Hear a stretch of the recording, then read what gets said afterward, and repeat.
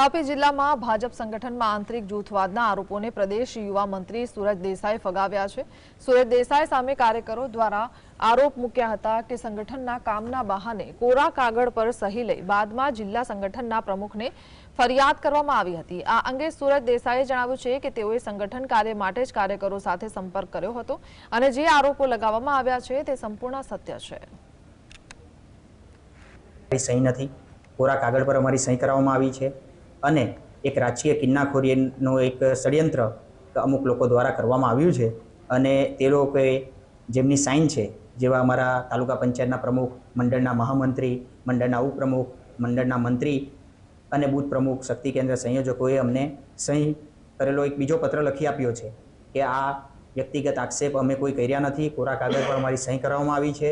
અને સુરજ દેસાઈ ઉપર લાગેલા આક્ષેપો તદ્દન પાયાવિહોણા અને જુઠ્ઠા છે એવા પત્ર ઉપર એ લોકોએ ફરીથી સહી કરી આપી છે, કારણ કે એ લોકો પાસે કોરા કાગળ પર સહી કરવામાં